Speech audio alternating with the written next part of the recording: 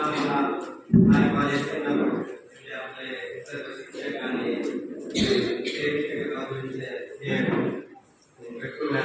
यांनी बोलवलं त्याबद्दल सर्वांचे आभार व्यक्त करतो.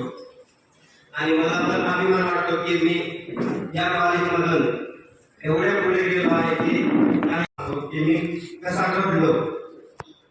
तर पहिल्यांदा मी माझे फर्स्ट 10th स्टँडर्ड पासून सुरुवात करतो. मी 10th मध्ये सेकंड रँक होतो. सेकंड रँक आलो, पास आलो. त्यानंतर मी 11वी सायन्सला ऍडमिशन घेतलं. मग ज्यावेळी मी 11वी सायन्सला ऍडमिशन घेतलं त्यावेळी मला सर्व आमच्या गावातील लोक म्हणायचे की रिलेटिव्ह येते म्हणायचे 11वी सायन्स खूप अवघड असतं. मग त्यात माझे चुलत भाऊ मामाची मुलगी 11वीला माझ्या बरोबरच होते. ते सगळे म्हणायचे की तू आर्टला ऍडमिशन घे. मी माझा डिसिजन ठरवला होता की काही का होईना मी सायन्सलाच घेणार. त्यांनी ठिकाणी पण आर्टला घेतलं, मी सायन्सला घेतलं. तर मी सायन्सला 11वीला ऍडमिशन घेतलं त्यावेळी 11वीतच फेल झालो. आणि 11वी फेल झाल्यावर परत सगळे म्हणायला लागले की आम्ही सांगत होतो मोठ्यांचं थोडंफार तरी ऐकत जा. मग तरी मी माझा डिसिजन चेंज केला नाही. मी परत फ्रेश 11वी केली आणि 11वी सायन्स मधून केली. नंतर 12वीला बालनगर माहिती आहे का पुन्हा? भारत चिल्ड्रन्स अकॅडमी आणि कॉलेज आहे. तिथं मी 11वीला ऍडमिशन घेतलं होतं. ते इंग्लिश मीडियम असल्यामुळे मला काही प्रकारचं झालं नव्हतं. त्यामुळे मी मग 12वीला 11वीला फेल झालो, परत रिपीट केलं. 12वीला वर्धमानला ऍडमिशन घेतलं. मग 12वीला वर्धमानला ऍडमिशन घेतल्यावरती तर त्यावेळी मी एवढा अभ्यासच करत नव्हतो त्यावेळी पण. आणि ज्यावेळी 12वीची एक्झाम झाली त्यावेळी मी म्हणजे घाबरलो होतो की आता घरची काय म्हणतील 11वी लेवल फेल झालाय, 12वी पण मला गॅरंटी नव्हती की पास होईल. मग 12वीला रिझल्ट लागायच्या दिवशी आमच्या शेतात मोसंबीची बाग होती आणि मोसंबीच्या बागेमध्ये मी माझी बॅग भरून ठेवली होती. मग झाडावरची बॅग भरून ठेवली. मग रिझल्ट लागला, पास झालो तर घरी यायचं बॅग घेऊन, नाही लागला तर यायचंच नाही. पण 11वी पण ते झालं, 12वी पण असं झालं. आणि मग 12वीचा रिझल्ट लागला. त्यावेळी तासोबत म्हणजे शिक्षक होते, त्यांनी ते रिझल्ट मला सांगितलं की ते त्यांना फोन केला ते म्हटले तू पास झालेला आहे. आणि त्यांनी सांगितले की तुला 60% मार्क पडले. मग 60% मी सरांना म्हटलं तर माझा रिझल्ट परत चेक करा. नाही 42.5% मार्क पडले. पण मी त्यांना म्हटलं मी पास आहे का तेवढं सांगा, मार्क म्हटलं. तर मी पास होतो आणि 3 सब्जेक्ट मध्ये फिजिक्स, केमिस्ट्री आणि बायो 35. मग 12वी झाली, पास झालो. मग म्हटलं आपल्याला 10वीला मला चांगले मार्क होते. 10वीच्या मार्कवरती मी ठरवलं की डिप्लोमाला ऍडमिशन घ्यायचं गव्हर्नमेंट कॉलेजला. मग मी गव्हर्नमेंट कॉलेजला ऍडमिशन घेण्यासाठी फिरलो, पुणे, सांगली, सातारा आणि पाहिलं. पण एके दिवशी काय झालं, हे 2 फॉर्म भरले, पुणे जवळ आणि सोलापूर जवळ. हे फॉर्म भरले मी सांगलीला ऍडमिशन फॉर्म भरण्यासाठी गेलो. आणि गेल्यावरती वाचनेकरवरून सकाळची बस होते जाण्यासाठी आणि येण्यासाठी पण तेच बस तिथून झाली. मग मला 3 वाजले ऍप्लिकेशन फॉर्म भरून सगळं झालं. तरी येताना मला एवढा त्रास झाला की माझ्याकडे त्यावेळी कोण रिलेटिव्ह किंवा काय एवढं मी एकटाच गेलेलो ऍडमिशन फॉर्म भरण्यासाठी. आणि तिथून सांगलीमध्ये मला 6 वाजले आणि बस पण नाही रात्रीचं एवढं त्यावेळी आपल्याला मला काही माहितीच नव्हतं.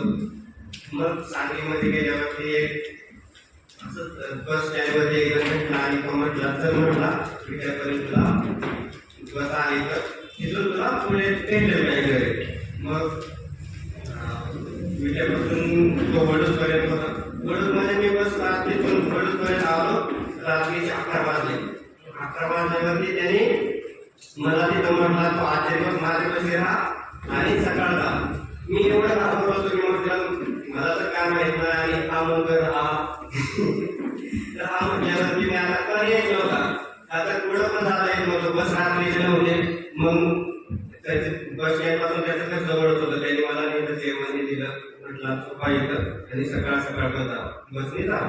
मग मी उठलो सकाळ 5 वाजताच.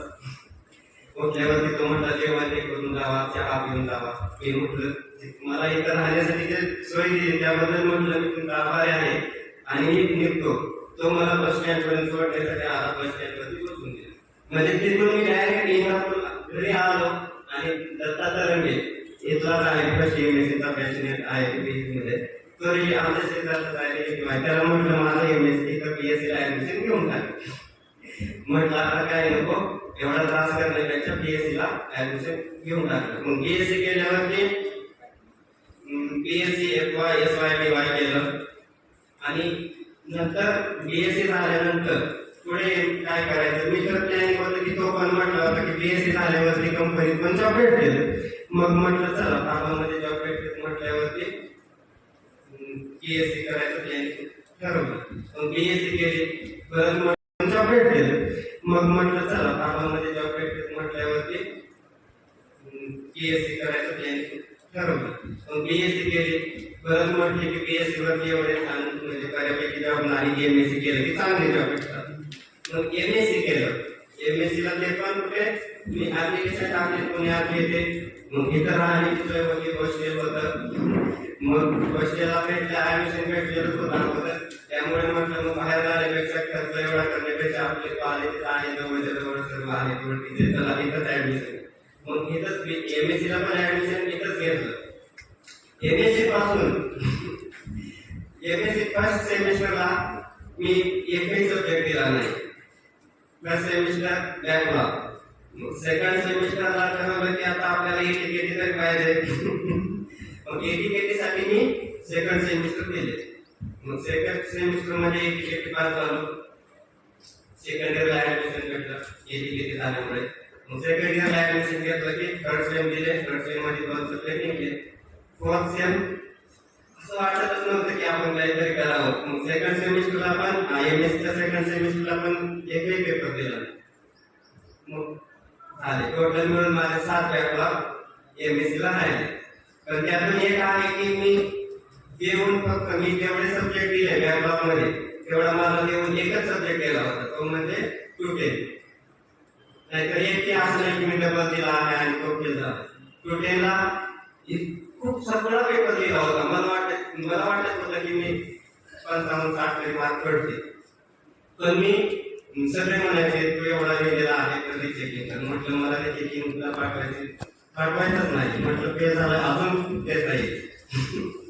तर त्यामुळे काय झालं की मी डबल सब्जेक्ट दिल्यामुळे अभ्यास करण्यामुळे आणि अभ्यास करण्यात आवड झाली की बाबा एक पेपर डबल द्यायचा आहे तर त्याचं रिव्हिजन चांगलं होतं त्यामुळे. आणि मग यावेळी एमएससी झालो. एमएससी झाल्यावरती 1 वर्ष इथंच बसून राहिलो. इंदापूरला मी हॉस्टेलला मला ऍडमिशन भेटलं होतं आणि हॉस्टेलला फ्री खाणे पिणे सर्व. त्यामुळे त्यावेळी वाटतच नव्हतं की आपण काही करावं आणि घरचे पण काही बोलत नव्हते.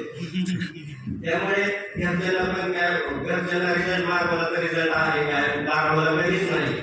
घरच्यांनी विचारलं पण नाही की रिझल्ट कुठे आहे काय कुठे. फक्त एकदा मला बोलले होते की ज्यावेळी दत्ताचा रंगे नेट पास झाला आणि घरचे म्हटले बघ तो पास झाला म्हणजे आमचं घर आणि त्याचं घर फक्त रोडच मध्ये आहे.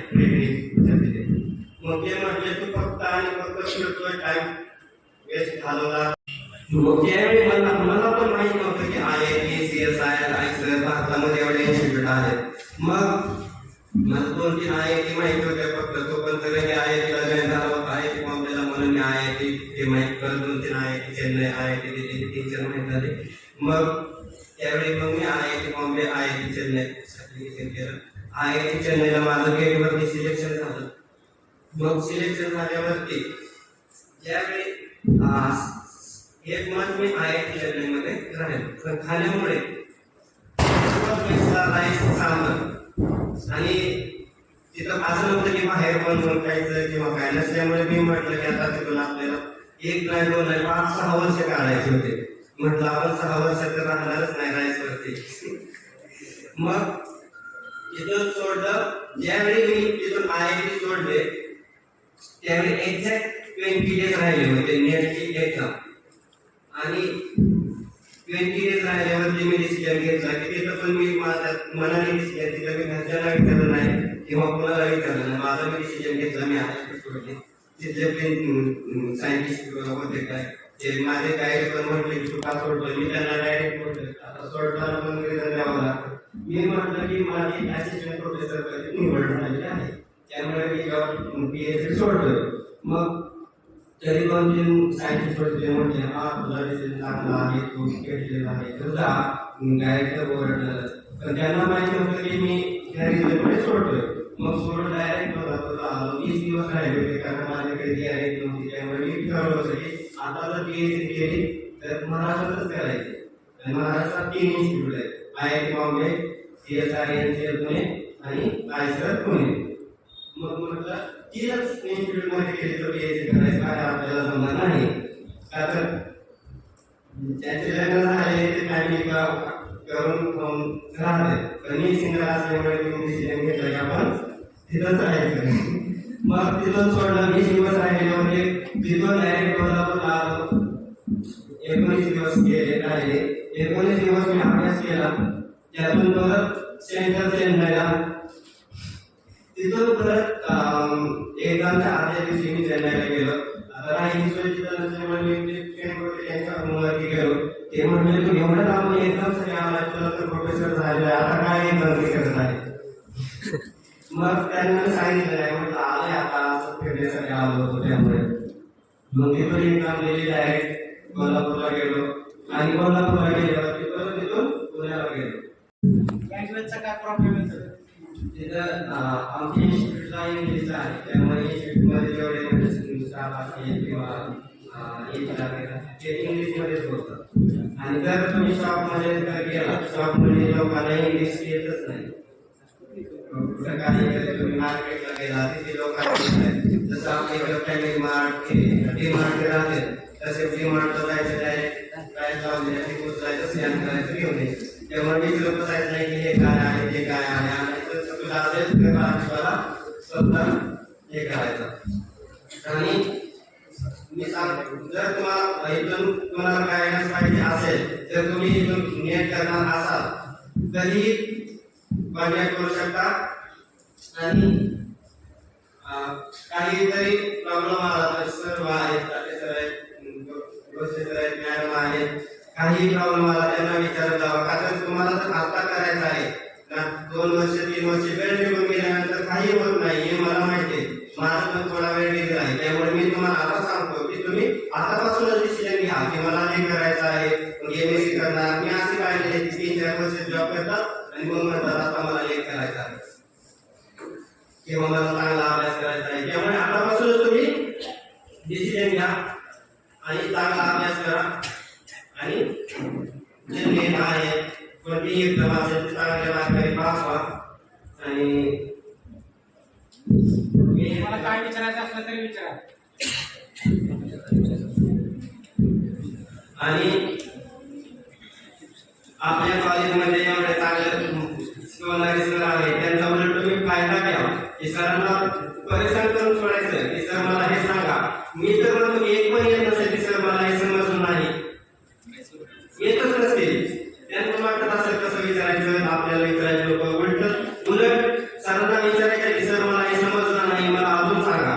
नाहीतर तुम्ही जर विचारलं नाही मी काय म्हणतो की तुम्ही जर वाचत असाल तर ते 2 तास लागते. ते जर तुम्ही विचारून तुम्हाला विचारलं आणि मला हे सांगून तर ते 2 तास समजतं बरोबर. त्यासाठी तुम्ही सरांना विचार शेतकऱ्याची मुलं अत्यंत गरीब परिस्थिती मुलं पण ते आज बाहेरच्या देशात जात आहेत. खूप आपल्या एका विद्यार्थ्यांनी जाऊन संशोधनाचं काम करायचं हे आमच्यासाठी खूप अभिमानाची गोष्ट आहे. त्यांनी तिथली परिस्थिती कशी आहे ते सांगितलं. तो कसा शिकला हे सांगितलं. या समोर माझ्यासमोर अनेक विद्यार्थी बसलेले आहेत. या विद्यार्थ्यातून अनेक विद्यार्थी खूप मोठे व्हावे खूप शिक्षण घ्यावं बाहेरच्या देशात जावं आणि तिथेच न राहता तिथल्या नॉलेजचा उपयोग आपल्या देशासाठी करावा असं मला वाटतं. तर या ठिकाणी बापूने खूप छान तुम्हाला माहिती दिली. आपल्या विद्यार्थ्यांनी असंच पुढे अनेक वेगवेगळ्या परीक्षा द्याव्यात. या ठिकाणी तुम्ही बापूंनी खूप छान लेक्चर दिलं, त्याचंही मी धन्यवाद अभिनंदन करते. आणि तुम्ही शांततेने ऐकून घेतलं, तुमचंही अभिनंदन.